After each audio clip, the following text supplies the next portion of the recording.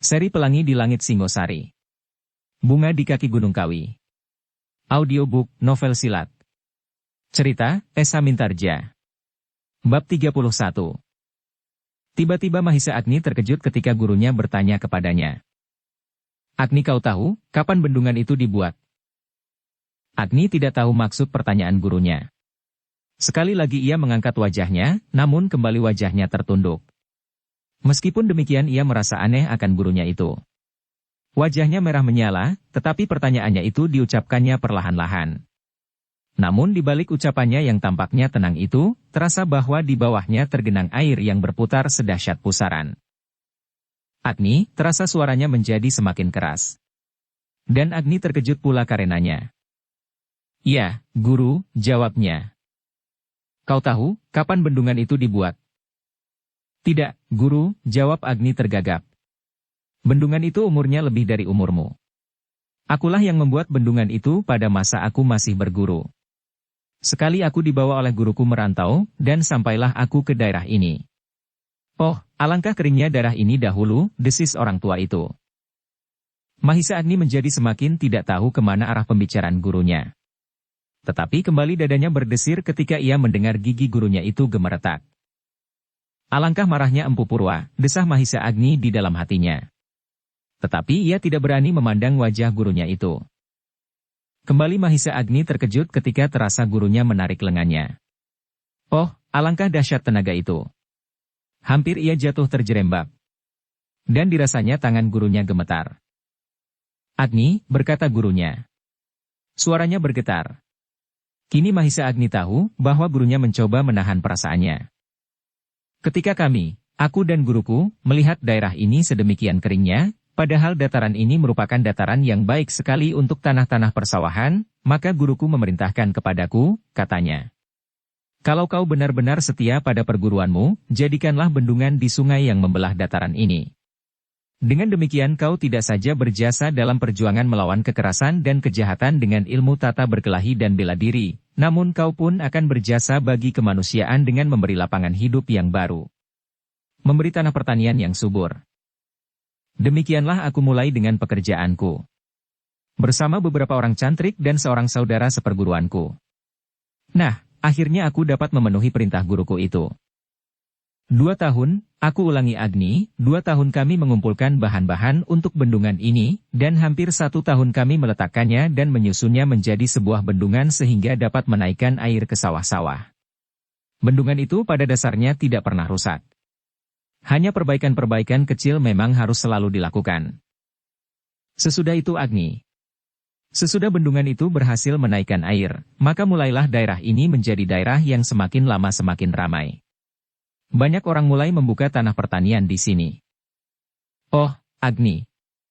Aku tidak akan memperagakan jasa-jasa itu kepadamu. Setiap orang-orang tua di Panawijen tahu, akulah yang membuat bendungan itu. Empu Purwa berhenti sejenak. Namun nafasnya menjadi semakin deras mengalir, dan terdengar giginya masih saja gemeretak. Dan tiba-tiba suara orang itu mengeras. Agni. Bukankah anakku itu hilang?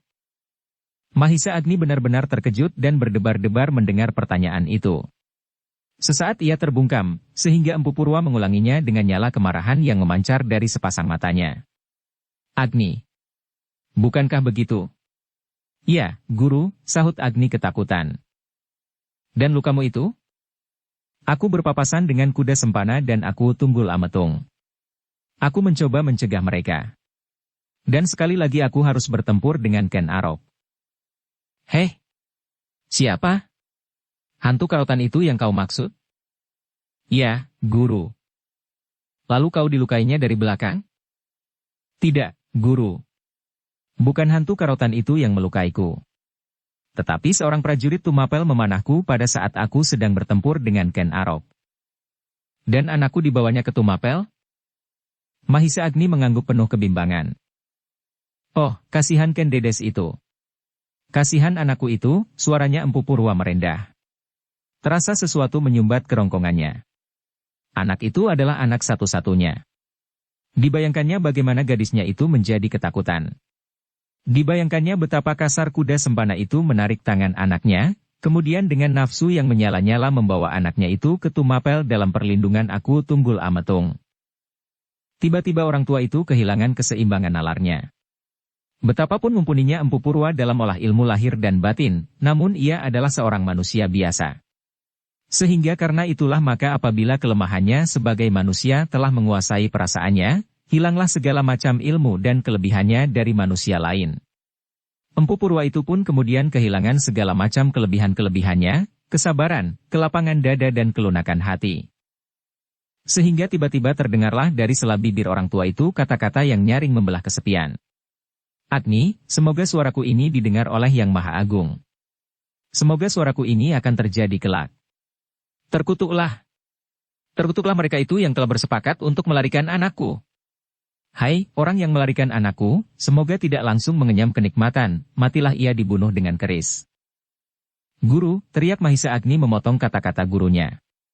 Anak muda itu dapat merasakan getar suara gurunya yang benar-benar telah menjatuhkan kutuk yang dahsyat. Namun Empu Purwa sama sekali tidak mendengarkannya.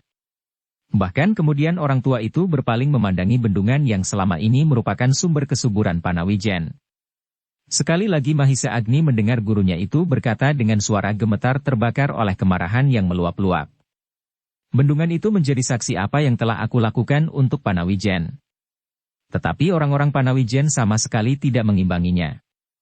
Dibiarkannya anakku dilarikan orang tanpa perlindungan. Apakah orang sepadukuhan ini sama sekali tidak berdaya untuk mencegahnya? Oh, semoga terjadi pula kata-kataku ini atas Panawijen. Semoga keringlah tempat mereka mengambil air, semoga keringlah semua kolam-kolamnya, karena mereka berdosa membiarkan anakku dilarikan orang dengan paksa. Guru, sekali lagi terdengar suara Mahisa Agni melengking. Namun sekali lagi Empu Purwa tidak mendengar suara Mahisa Agni itu. Bahkan dengan serta-merta orang itu meloncat dengan cepatnya. Seakan-akan lebih cepat dari kilat yang menyambar di udara. Mahisa Agni tidak mampu berbuat apa-apa. Ia hanya mampu berdiri tegak sambil ternganga melihat gurunya dengan kecepatan yang mengagumkan berlari ke arah bendungan. Mahisa Agni sama sekali tidak dapat meraba maksud gurunya itu. Karena itu maka ia sama sekali tidak mencoba untuk berbuat sesuatu. Namun dada Mahisa Agni itu kemudian berdesir tajam ketika ia melihat Empu Purwa meloncat dan meluncur ke bawah bendungan itu, sehingga orang tua itu hilang dari pengamatannya. Mahisa Agni yang ingin mengetahui apakah yang akan dilakukan oleh gurunya, tanpa dikehendakinya sendiri, ia pun melompat berlari meloncati tanggul di sisi bendungan itu. Dari sana ia melihat gurunya yang berdiri tegak di bawah air yang melontar dari atas bendungan. Semula Mahisa Agni tidak segera dapat mengetahui apa yang akan dilakukan oleh gurunya. Namun tiba-tiba terasa sesuatu menampar dadanya. Terasa seakan-akan darahnya membeku dan tubuhnya menjadi lemas. Dengan mata terbelalak ia melihat gurunya itu berdiri tegak seperti tertanam jauh ke pusat bumi. Namun tiba-tiba ia melihat gurunya menarik satu kakinya ke belakang dan menyilangkan kedua tangannya di muka dadanya. Apa yang dilihat oleh Mahisa Agni itu benar-benar telah menghantam jantungnya, seakan-akan jantung di dalam dadanya itu akan pecah. Dalam puncak kecemasan anak muda itu berteriak nyaring. "Jangan guru! Jangan!" Tetapi suara Mahisa Agni itu seperti desau angin yang meluncur tanpa bekas. Empu Purwa itu benar-benar telah memusatkan segenap kekuatan lahir dan batinnya. Tiba-tiba sekali lagi Mahisa Agni berteriak. Tinggi dan melengking, memancarkan kekhawatiran, namun juga keputusasaan. "Guru, guru, jangan!" Tetapi Mahisa Agni itu sama sekali tidak dapat mempengaruhi perasaan gurunya yang sedang gelap pepat. Perasaan seorang ayah yang kehilangan gadis satu-satunya. Mahisa Agni itu kemudian menutup wajahnya dengan kedua tangannya. Namun ia ingin juga melihat apa yang terjadi, sehingga tanpa dikehendakinya anak muda itu telah mengintip dari sela-sela jari tangannya sendiri. Mahisa Agni itu melihat Empu Purwa meloncat tinggi seolah-olah melenting seperti seekor belalang. Sedemikian kuat daya loncatnya sehingga orang tua itu hampir-hampir dapat mencapai bibir bendungan itu. Tetapi apa yang dilakukan adalah mengerikan sekali. Dengan penuh luapan kemarahan, Empu Purwa telah melepaskan kekuatannya, lewat ajinya yang dahsyat, Gundala Sasra, menghantam bibir bendungan itu. Mahisa Agni mendengar suara gemuruh pada bendungan itu. Dilihatnya permukaan air berguncang. Berguncang seperti guncangan-guncangan di dalam dada Mahisa Agni sendiri. Apalagi ketika ia melihat gurunya itu sekali lagi melenting, sekali lagi mengayunkan ke bibir bendungan itu. Seakan-akan dadanya sendirilah yang terhantam oleh kekuatan yang dahsyat. Kekuatan Aji Gundala Sasra. Mahisa Agni sekali lagi mendengar suara gemuruh di bendungan itu. Sekali lagi ia melihat dari sela-sela jari-jarinya air terguncang dengan kerasnya. Namun kali ini ia melihat juga batu yang meloncat berhamburan. Bibir bendungan itu kini benar-benar telah pecah. Pecah berserakan. Bunjung-bunjung batu berguguran seperti dihantam oleh ledakan Gunung Semeru. Mahisa Agni benar-benar menjadi ngeri. Terdengar ia menjerit tinggi. Melengking di antara suara runtuhan batu-batu dan kemudian disusul oleh luapan air yang meluncur dengan cepatnya, lewat celah-celah bendungan yang runtuh itu. Sekejap Mahisa Agni masih melihat gurunya meloncat menghindari air yang meluap. Dan sekejap Mahisa Agni melihat betapa air yang meluap itu telah menambah luka bendungan itu menjadi semakin parah. Batu demi batu hanyut meluncur di antara air yang mengalir sangat derasnya. Sejengkal demi sejengkal luka bendungan itu menjadi semakin lebar. Sehingga kemudian Mahisa Agni tidak tahan lagi melihatnya. Sekali lagi terdengar ia berteriak. Hancur! Bendungan itu hancur!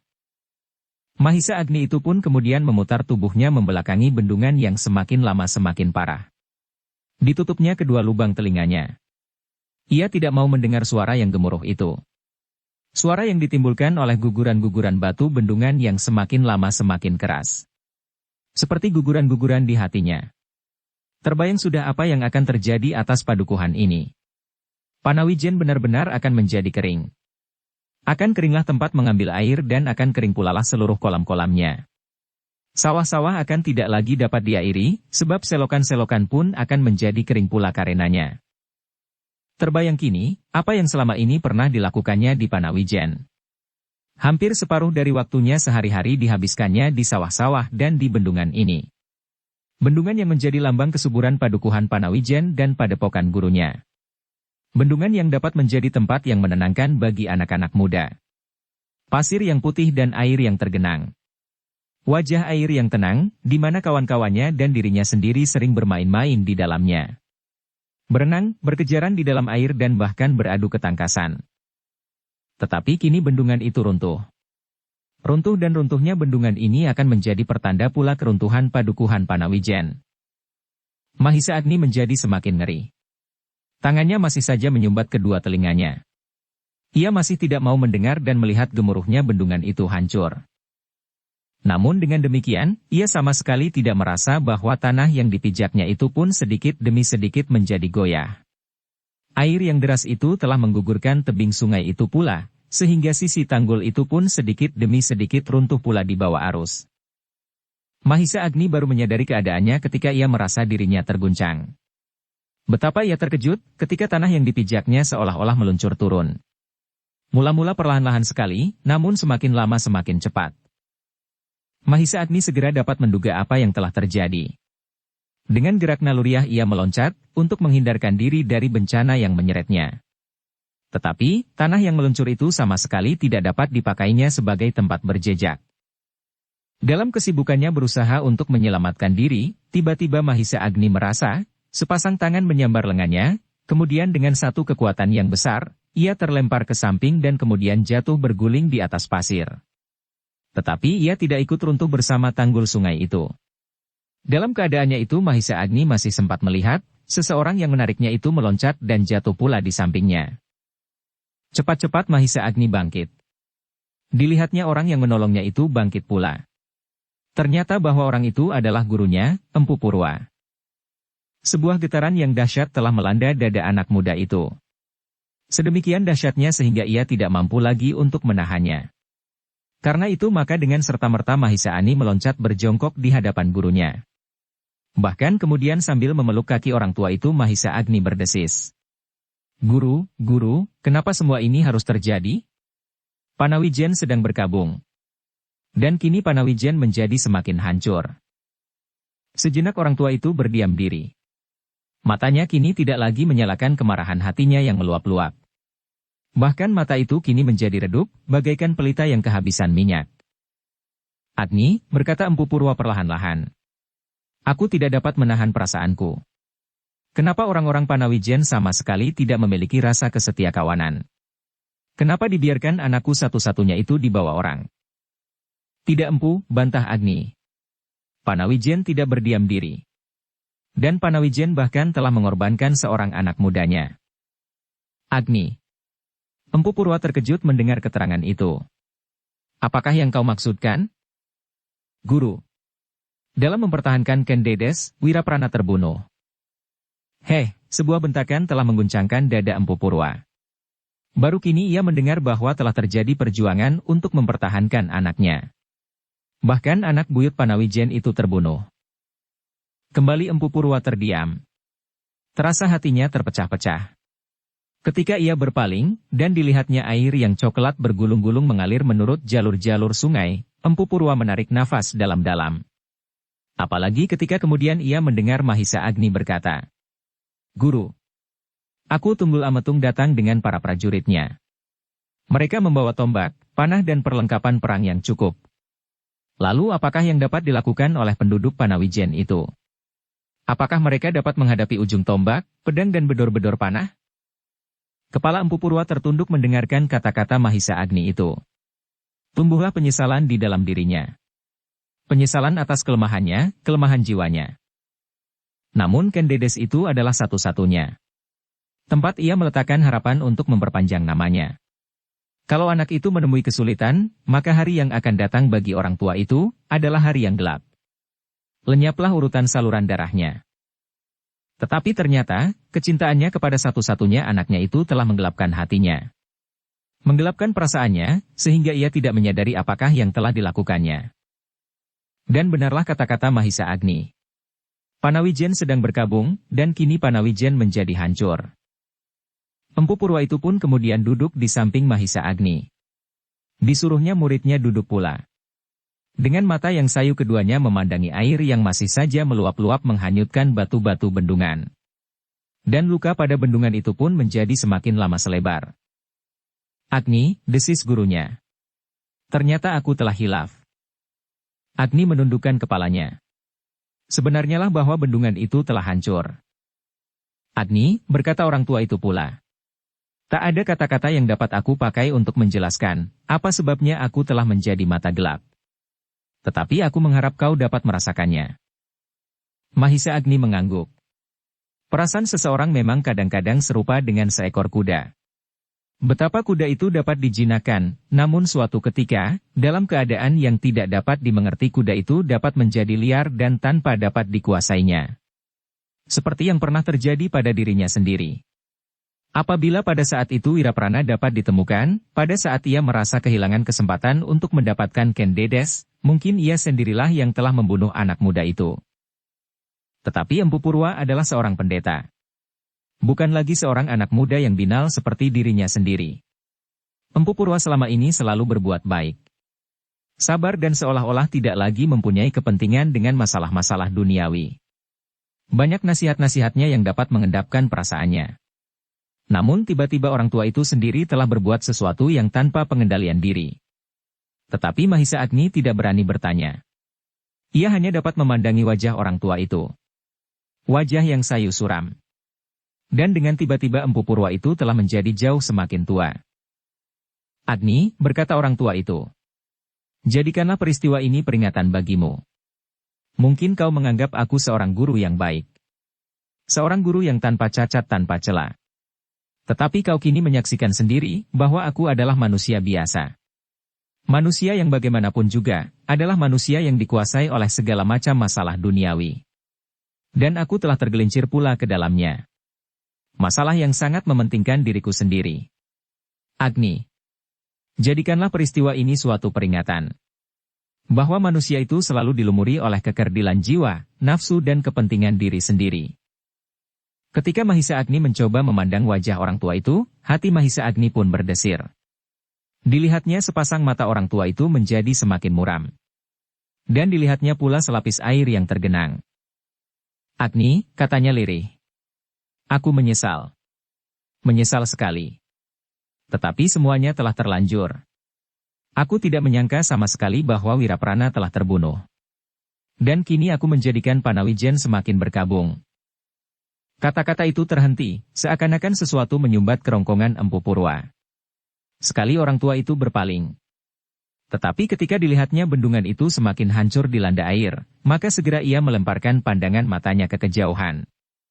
Ke puncak Gunung Kawi yang megah. Angin yang lembut masih saja mengalir mengusap tubuh mereka yang duduk lemah di atas pasir tepian.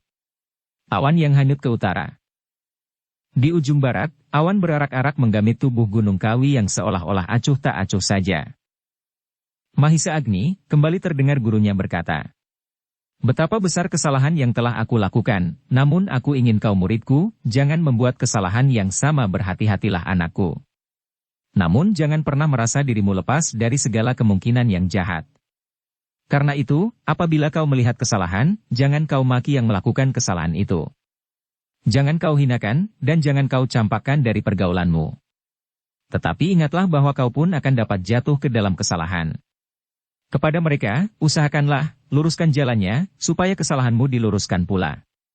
Adalah keluhuran bagimu di hadapan Yang Maha Agung, apabila kau dapat meluruskan yang bengkok menyadarkan yang bersalah, daripada membinasakannya.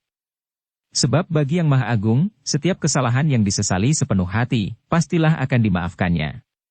Yang Maha Agung pasti akan memaafkan kesalahanmu pula Agni, apabila kau memaafkan kesalahan orang lain.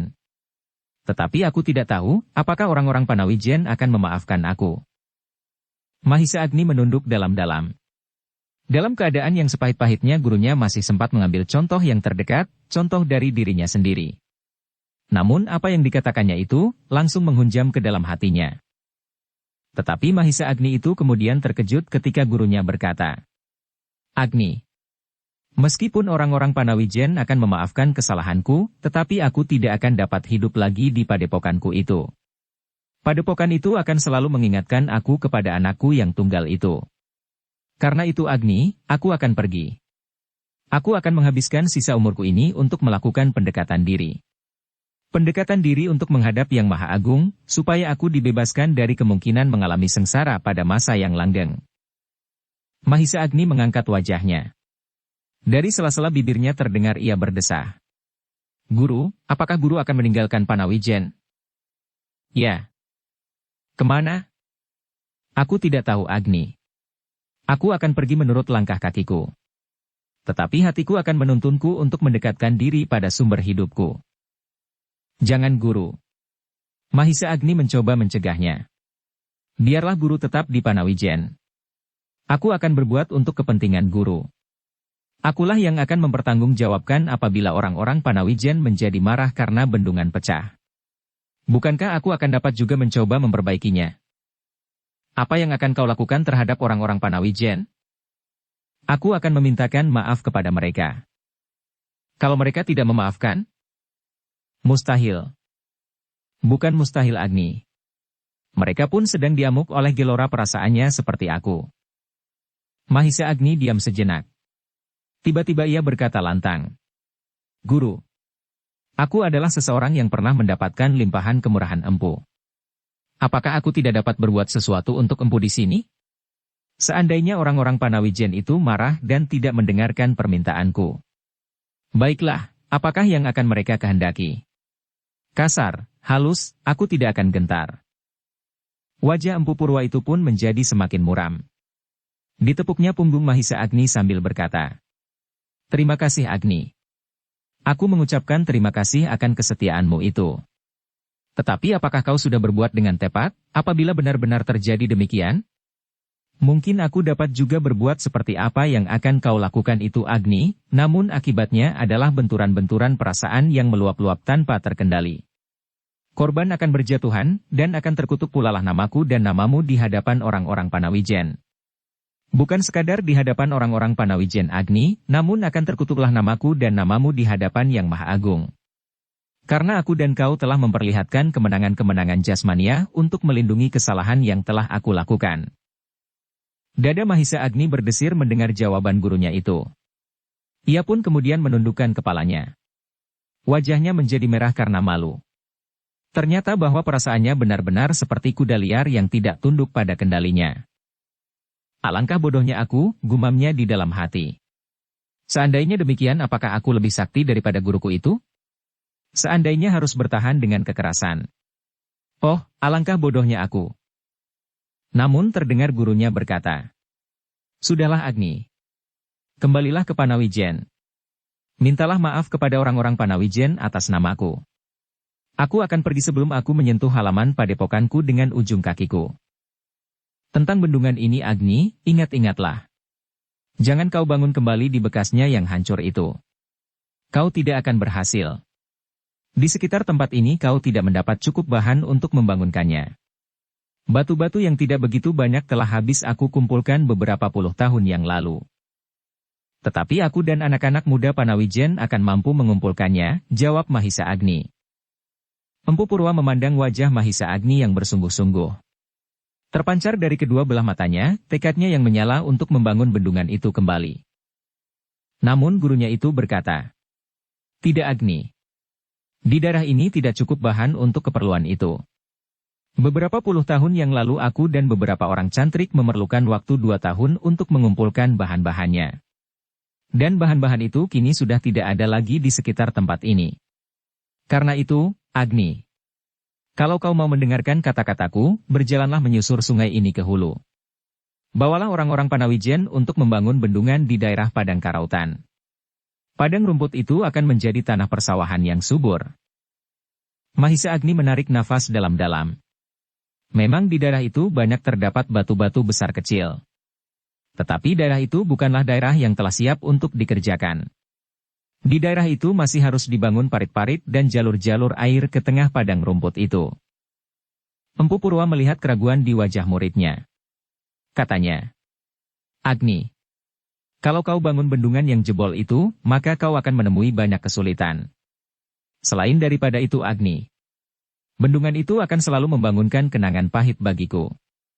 Seandainya suatu ketika aku berkesempatan lewat di daerah ini, maka hatiku pasti akan terluka kembali karena kenangan yang pedih itu. Karena itu, cobalah. Biarlah rakyat Panawijen bangun dari tidurnya. Rakyat Panawijen yang selama ini seakan-akan tinggal memetik buah dari pepohonan yang ditanam oleh orang lain itu, biarlah mencoba untuk menilai kekuatan mereka sendiri. Sebab selama ini ternyata Panawijen telah menjadi suatu daerah yang sangat lemah. Daerah yang diliputi oleh suasana yang terlalu sepi dan diam. Cobalah Agni, cobalah membangunkannya, supaya mereka mengenal arti kerja yang sebenarnya. Usaha mengadakan yang belum ada. Bukan sekedar puas apa yang telah dimilikinya."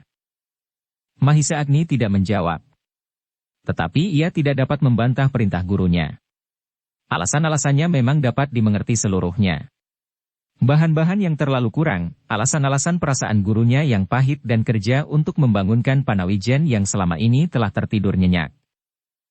Mahisa Agni itu kemudian terperanjat ketika gurunya berkata sekali lagi kepadanya, "Agni, biarlah sekarang aku pergi membawa sisa hidupku. Aku dahulu pernah menjadi seorang perantau. Sekarang aku akan mengulangi cara hidupku itu." "Tetapi guru," bantah Agni terbata-bata. "Guru sekarang sudah semakin tua. Dahulu guru mungkin masih semuda aku. Sekarang hatiku sudah semakin mengendap Agni. Aku tidak akan mengulangi cara-cara hidupku pada masa-masa itu.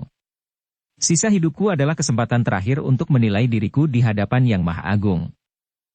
Jangan guru. Tinggallah sementara di Panawijen, guru dapat mengawasi pekerjaan kami, membangun bendungan di tengah padang rumput itu." Empu Purwa menggeleng. "Tidak Agni." "Kenapa?" desak Agni. "Kau adalah muridku. Umurmu sudah cukup dewasa. Aku tidak perlu lagi menganggapmu anak-anak yang harus aku tunggui siang malam dalam tugasmu. Cobalah. Kalau kau muridku, maka kau akan mampu melakukannya, seperti aku dahulu melakukan. Aku membangun bendungan ini, dan sekarang kau pun harus berbuat seperti aku. Melihat kemampuan diri." Mahisa Agni menundukkan kepalanya. Ia tidak dapat menjawab lagi. Karena itu, maka yang terasa kemudian adalah debar yang semakin keras di dalam hatinya. Ketika ia kemudian melihat gurunya berdiri, dengan serta-merta ia pun meloncat berdiri sambil berdesis. "Guru, kemanakah aku harus pergi, seandainya suatu ketika aku ingin bertemu dengan guru?" Bukan kau yang akan mencari aku, Agni. Tetapi akulah yang akan datang kepadamu apabila aku masih mendapat kesempatan. Mungkin suatu ketika aku harus menghadap guru, apabila aku melihat perkembangan yang terjadi atas Ken Dedes di Tumapel. Tiba-tiba Empu Purwa itu mengerutkan keningnya. Terasa bahwa sesuatu bergetar di dalam hatinya. Guru, berkata Agni kemudian. Aku minta izin guru, untuk suatu ketika mengambil Ken Dedes dari kuda sempana. Empu Purwa menggeleng. Agni. Apabila kuda sempana sudah mendapat perlindungan aku Tunggul Ametung, maka persoalannya sudah menjadi semakin sulit. Kalau kau tentang perbuatan itu dengan kekerasan, maka apakah kau dan bahkan mungkin aku, akan dapat melawan seluruh Tumapel? Agni, jangan melawan aku Tunggul Ametung dalam kedudukannya. Dengan demikian berarti kau melawan kekuasaannya. Karena itu Agni, aku menyesal bahwa aku telah menghancurkan bendungan itu, mengeringkan sumber air bagi Panawijen, tetapi aku benar-benar tidak menyesal seandainya Yang Maha Agung benar-benar berkenan membebaskan anakku dari mereka yang telah melarikannya dengan paksa. Sekali lagi Mahisa Agni tertunduk. Dipandanginya pasir yang memutih di bawah kakinya. Dan kembali ia mendengar gurunya berkata, Agni, aku akan pergi. Aku akan berdoa, semoga Yang Maha Agung mendengarkan aku pula kali ini. Semoga anakku akan selamat dan mendapat kebahagiaan yang besar. Demikian Empu Purwa selesai mengucapkan kata-katanya, maka segera ia melangkah meninggalkan Mahisa Agni. Tetapi Mahisa Agni itu berjalan pula di belakangnya sambil berkata, Guru, guru, jangan pergi. Empu Purwa berpaling. Jawabnya, Agni, kau bukan anak-anak lagi. Berbuatlah seperti seorang yang telah dewasa. Aku akan pergi. Jangan kau ikuti aku. Bawalah rakyat Panawijen ke dalam suatu suasana kerja. Mengadakan yang belum ada. Memperbaharui yang telah rusak. Tetapi Mahisa Agni masih saja berjalan mengikuti gurunya sambil berkata, Jangan Empu. Kami masih memerlukan tuntunan guru. Empu Purwa berhenti. Ditatapnya mata Mahisa Agni tajam-tajam. Kemudian katanya, Agni, kau adalah muridku. Jangan mengecewakan gurumu. Seorang anak muda yang seumurmu itu seharusnya sudah mampu berdiri sendiri. Nah, kembalilah ke Panawijen. Di sanggarku akan kau temui trisula kecil itu. Simpanlah benda itu baik-baik. Sebagaimana aku telah menyimpannya. Kalau kemudian kau mempercayai seseorang kelak Agni, kau dapat memberikannya kepada orang itu. Seperti aku menyerahkan kepadamu. Mahisa Agni tertegun diam. Ketika gurunya menyebut trisula kecil itu hatinya bergetar. Apalagi ketika gurunya berkata, Agni, dengan trisula itu, maka kau telah mewakili aku di padepokanku. Kalau kau kelak bertekun diri, maka ilmumu yang telah lengkap itu akan menjadi semakin masak. Tanpa aku kau akan dapat menjadi seorang yang kuat. Namun ingat Agni, ingat bahwa tak ada kekuatan, kecakapan dan kemampuan yang sempurna. Yang satu akan mengalahkan yang lain, dan yang lain lagi akan mengatasinya. Karena itu jangan sombong dengan ilmu dan pusaka yang telah kau miliki. Perlahan-lahan sekali terdengar Mahisa Agni bergumam. Ya, guru. Nah, baiklah. Aku akan berjalan terus. Sekali-sekali aku akan mengunjungimu. Mahisa Agni masih berdiri mematung. Ketika dilihatnya gurunya melangkah kembali maka dari mulutnya meluncur kata-katanya. Selamat jalan, guru. Terima kasih Agni, sahut gurunya. Mahisa Agni kemudian hanya dapat melihat gurunya berjalan. Langkahnya adalah langkah seorang tua yang kelelahan. Perlahan-lahan dan bahkan tampak betapa sukar ia mengayunkan kakinya. Sebuah tongkat tergenggam di tangannya. Mahisa Agni berdesah. Alangkah jauh bedanya dengan Empu Purwa ketika meloncat dan memecahkan bendungan itu. Alangkah jauh bedanya dengan orang yang pernah ditemuinya di kaki Gunung Semeru dan menamakan dirinya Empu Pedek. Meskipun orang itu berbuat seolah-olah timpang, namun geraknya tangkas dan lincah. Sekarang dilihatnya Empu Purwa itu berjalan tertatih-tatih. Mahisa Agni menarik nafas dalam-dalam. Dipandanginya langkah gurunya sampai jauh menyusur pinggir sungai. Tiba-tiba di kejauhan Mahisa Agni melihat gurunya itu menuruni tebing, dan dengan hati-hati berjalan menyeberangi sungai. Sungai di atas bendungan itu ternyata telah menjadi semakin dangkal. Anak muda itu diam mematung sampai Empu Purwa hilang di balik tanggul di seberang sungai. Lamat-lamat ia melihat orang tua itu seperti hilang di telan bumi. Tetapi alangkah terkejut Mahisa Agni kemudian ketika ia mendengar suara hiruk-pikuk. Ketika Mahisa Agni berpaling, dilihatnya 4 anak-anak muda berlari-lari menuju ke bendungan itu. Dari jauh telah terdengar mereka berteriak. Agni, apakah yang telah terjadi? Kenapa sungai ini banjir, sedang hujan tidak turun? Apakah bendungan itu rusak? Mahisa Agni tidak menyahut. Tetapi terasa hatinya berdesir. Bagaimana ia harus menjawab pertanyaan anak-anak muda itu apabila mereka bertanya, kenapa bendungan itu pecah? Dengan gelisah Mahisa Agni melihat keempat anak-anak muda itu menjadi semakin dekat. Demikian mereka sampai ke pinggir sungai, maka segera mereka meloncat ke dekat bendungan yang pecah itu. Dengan terbata-bata mereka serentak berdesah. Oh, bendungan ini pecah. Keempatnya memandangi arus air yang masih saja mengalir dengan derasnya itu seperti memandang bencana yang sudah terbayang di depan matanya. Pecah! Pecah, mereka mengulangi. Kemudian salah seorang dari mereka berpaling kepada Mahisa Agni sambil bertanya. Agni, kenapa bendungan itu pecah? Agni tidak segera menjawab. Ia masih dikuasai oleh kebimbangan hatinya. Sekali-sekali dipandanginya keempat anak-anak muda itu. Betapa wajah mereka menjadi pucat seperti mayat. Bibir mereka bergetar seperti orang kedinginan. Namun kemudian dilayangkannya matanya ke bendungan yang pecah itu. Kenapa Agni? Desak mereka. Agni menggeleng lemah. Katanya tanpa menjawab pertanyaan itu, pertanyaan tentang bendungan, katanya. Dari manakah kalian? Aku sedang berada di sawah Agni, jawab salah seorang dari mereka. Ketika aku mendengar suara riuh di dalam sungai segera aku menengok. Ternyata sungai itu tiba-tiba banjir, sedangkan udara sangat cerah. Di hulu pun sama sekali tidak tampak awan atau mendung. Karena itu aku menjadi cemas. Mencemaskan bendungan ini, ternyata bendungan ini benar-benar pecah. Kenapa bendungan ini pecah Agni? Bukankah kau berada di tempat ini? Mungkin kau melihat sebabnya, bertanya yang lain. Mahisa Agni masih belum menjawab pertanyaan mereka. Katanya, apakah Ki Buyut Panawijen telah diberitahu? Belum, sahut salah seorang dari mereka. Dan tiba-tiba ia berkata pula. Aku akan memberitahukan kepada Ki Buyut. Anak itu tidak menunggu jawaban. Segera ia meloncat berlari sekencang-kencangnya menuju ke padukuhan mereka.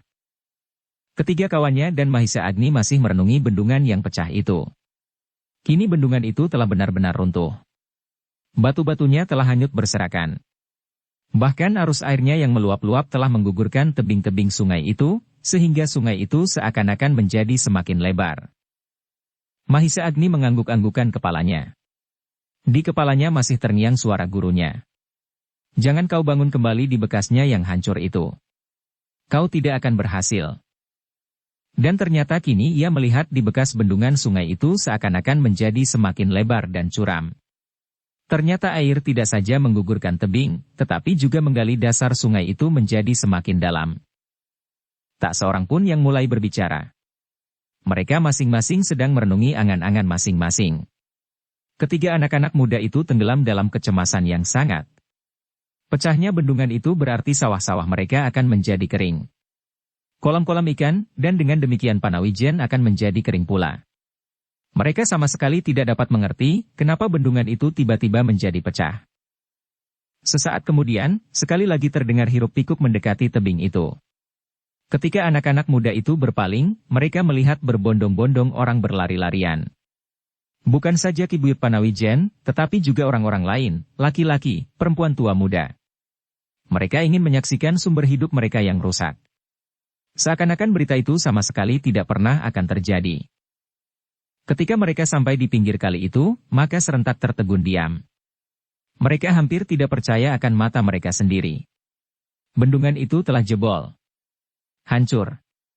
Dan air yang tergenang naik ke parit-parit kini telah semakin susut. Sebentar lagi air itu akan semakin berkurang, sehingga bendungan itu nanti akan menjadi sedangkal mata kaki. Ki Buyut Panawijen berdiri dengan wajah yang pucat. Sekali ia memandang rakyatnya yang tidak kalah cemasnya dari dirinya sendiri. Kemudian kepada anak muda yang memberitahukannya kepadanya, Ki Buyut bertanya, "Bagaimana mungkin bendungan ini pecah?"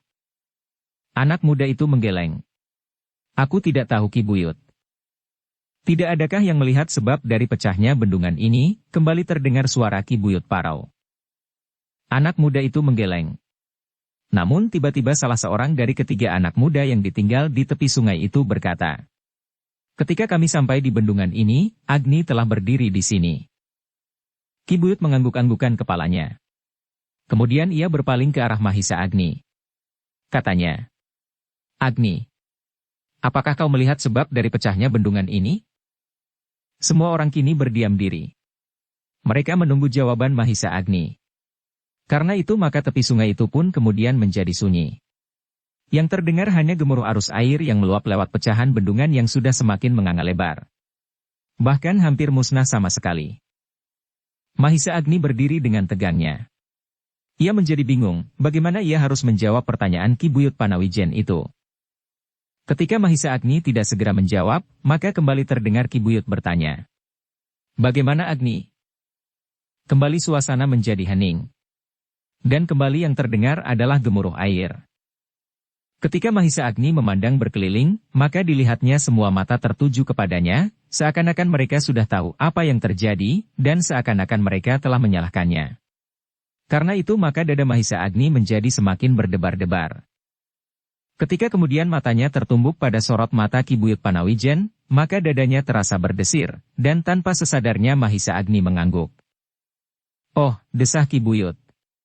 Dan hampir setiap orang yang melihat Mahisa Agni itu mengangguk, berdesis pula. Debar di dada mereka menjadi semakin cepat, seakan-akan mereka tidak sabar lagi menunggu apakah sebabnya maka bendungan itu pecah. "Kenapa Ngger?" bertanya Ki Buyut. "Kenapa?" Kembali Mahisa Agni diamuk oleh kebingungan di hatinya. Apakah ia harus berkata berterus terang? Sekali lagi orang-orang yang berdiri di sekitarnya berdesis, mereka segera ingin tahu kenapa bendungannya itu pecah.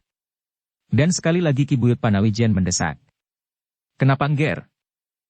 Mahisa Agni tidak mempunyai cara lagi untuk mengelakkan diri dari pertanyaan itu. Karena itu maka ditenangkannya hatinya. Sekali ia menarik nafas dalam-dalam, dan baru kemudian ia berkata, "Ki Buyut, aku memang melihat saat bendungan ini pecah. Dan aku memang ingin mengatakannya kepada Ki Buyut Panawijen beserta rakyatnya. Namun sebelumnya baiklah aku menyampaikan permohonan maaf dari guruku Empu Purwa." Ki Buyut Panawijen itu mengerutkan keningnya. Katanya, "Apakah gurumu telah kembali?" "Sudah Ki Buyut." Tetapi Empu Purwa tidak sampai hati untuk menjenguk padepokannya, karena anaknya yang hilang itu. "Gurumu sekarang di mana?" Empu Purwa itu kemudian pergi meninggalkan padepokannya untuk waktu yang tidak terbatas. Ia mencoba menghindarkan diri dari kepahitan hidupnya, meskipun ia tahu bahwa kepahitan hatinya itu akan selalu ikut kemana ia pergi. Namun dengan kepergiannya kali ini ia mengharap bahwa dengan mendekatkan diri kepada Yang Maha Agung, maka Empu Purwa akan mendapat damai di hatinya. "Kasihan orang tua itu," gumam Ki Buyut. Tetapi kemudian ia bertanya, "Tetapi bagaimana dengan bendungan ini?" "Aku juga sedang mencoba mengatakan kenapa bendungan ini pecah," sahut Agni. "Tetapi kau bercerita tentang gurumu." "Ya. Guru yang sedang dilanda oleh duka yang hampir tak tertanggungkan karena kehilangan anak tunggalnya." "Apakah hubungannya dengan bendungan yang pecah ini?" desak beberapa orang yang kehabisan kesabaran. Sekali lagi Mahisa Agni menarik nafas dalam-dalam. Dicobanya untuk menenangkan debar jantungnya. Baru kemudian ia menjawab dengan sangat hati-hati. "Ki Buyut, pagi tadi aku tertidur di tepi bendungan itu. Aku terbangun karena tiba-tiba terasa seseorang menyentuh tubuhku.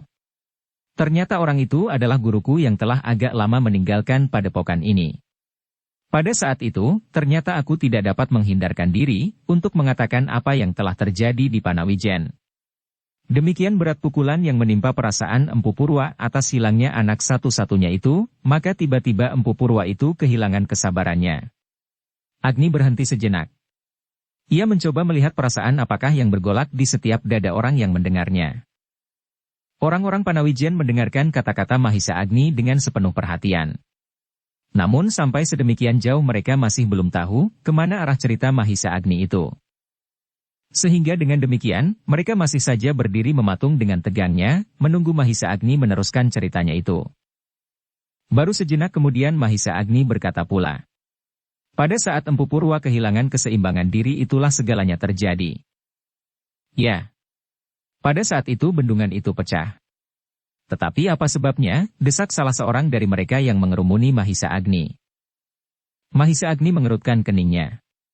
Ternyata orang-orang itu sama sekali belum mampu menghubungkan ceritanya dengan pecahnya bendungan itu. Maka jawabnya. Bendungan itu pecah karena Empu Purwa merasa bahwa ia kehilangan miliknya yang paling berharga dalam hidupnya. Yaitu anak satu-satunya. Agni, sahut Ki Buyut Panawijen. Kenapa jawabmu sama sekali tidak dapat kami mengerti? Angger, cobalah. Katakanlah, apa yang kau lihat?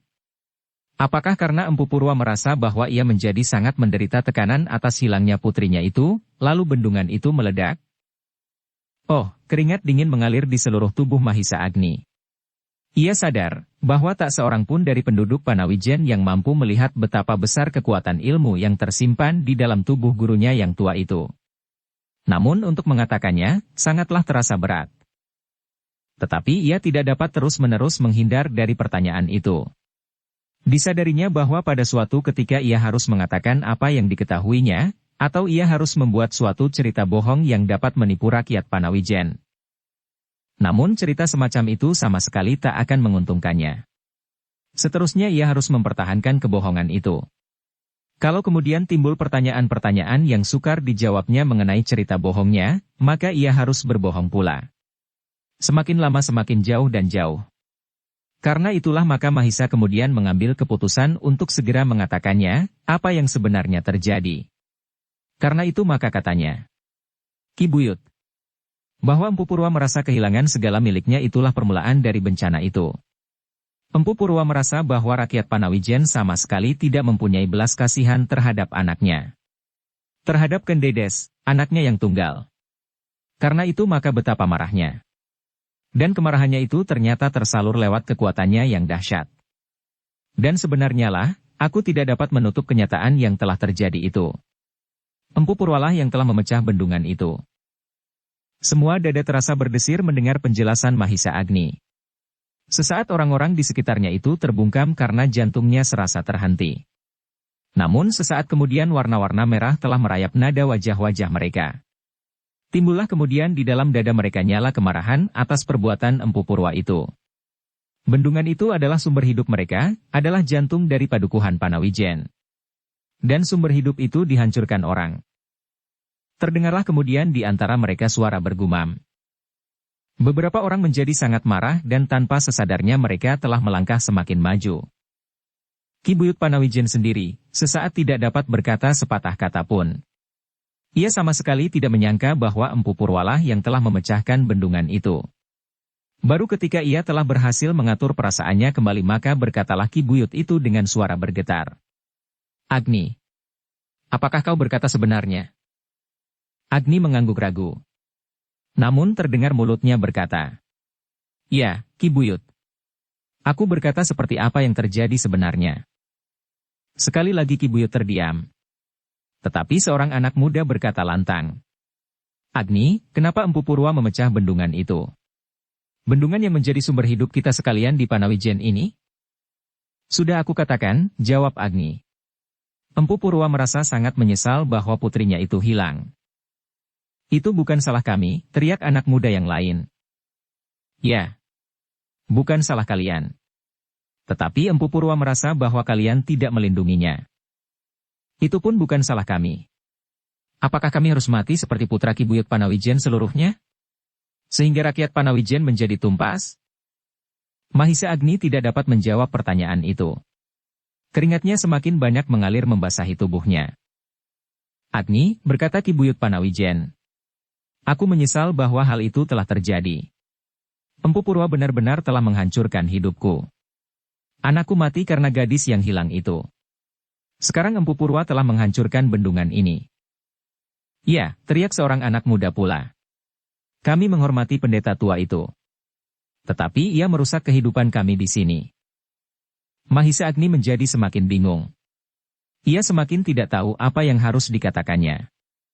Maka untuk mencoba menenangkan mereka, ia berkata, "Guruku menyesal bahwa bendungan itu dipecahkannya. Guruku minta maaf karena kesalahan itu." "Apa?" teriak seorang yang bertubuh tinggi besar dan berbulu di dadanya. "Apakah permintaan maaf itu sudah cukup bernilai untuk menebus kesalahannya?" Mahisa Agni menundukkan kepalanya. "Agni," berkata yang lain, "kau adalah murid pendeta itu. Sekarang, bawalah gurumu itu kemari." "Guru telah pergi." "Aku tidak tahu kemana perginya," jawab Mahisa Agni. "Bohong. Ia sedang bersembunyi. Dan kau pasti tahu di mana ia bersembunyi." "Jangan menunggu kami memaksamu Agni," terdengar beberapa orang berteriak hampir bersamaan.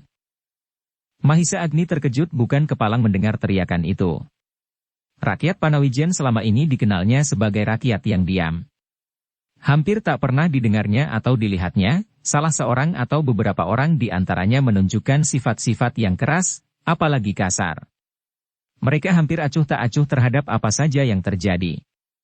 Mereka hanya mengenal pekerjaan mereka sehari-hari.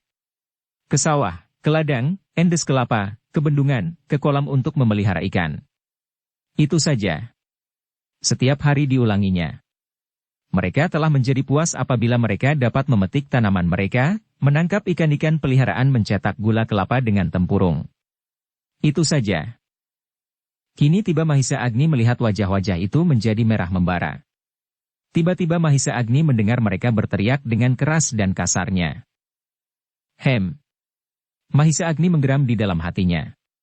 Ternyata betapapun lemahnya rakyat Panawijen, namun apabila tersentuh kepentingan hidupnya yang paling dalam, maka hati mereka itu pun tergetar pula. Mereka yang berdiri membatu ketika mereka melihat kuda sempana berusaha menangkap Ken Dedes, kini aku lihat mereka menggeretakkan giginya. Tetapi angan-angan Mahisa Agni terputus ketika didengarnya suara di sekitarnya menjadi semakin riuh. "Mahisa Agni, di manakah pendeta tua itu? Ayo tunjukkan kepada kami biarlah kami menghakiminya." Mahisa Agni memandang berkeliling. Satu-satu ditatapnya pandangan-pandangan mata yang menyala. Beberapa anak muda yang tidak lagi dapat menahan diri telah mengacungkan tinjunya. Terdengar suara di antara mereka. "Agni, kami telah menerima gurumu di antara kami. Bertahun-tahun ia hidup seperti keluarga sendiri.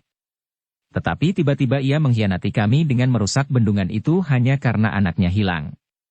Satu orang itu apakah sudah cukup berharga untuk menghancurkan kehidupan kami di sini?" "Ayo Agni," sahut yang lain. "Jangan termenung seperti kera kedinginan."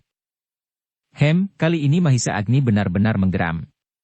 Kata-kata yang didengarnya agaknya telah terlalu tajam baginya. Meskipun demikian ia masih berusaha menahan hatinya. Bahkan ia masih mencoba berkata kepada Ki Buyut Panawijen. "Ki Buyut, apakah Ki Buyut memperkenankan aku berkata seorang diri di hadapan Ki Buyut sehingga Ki Buyut akan dapat mengetahui persoalan yang sebenarnya?" Buyut Panawijen pun ternyata benar-benar telah marah. Ia merasa bahwa daerahnya telah dikorbankan oleh Empu Purwa. Karena itu maka jawabnya lantang.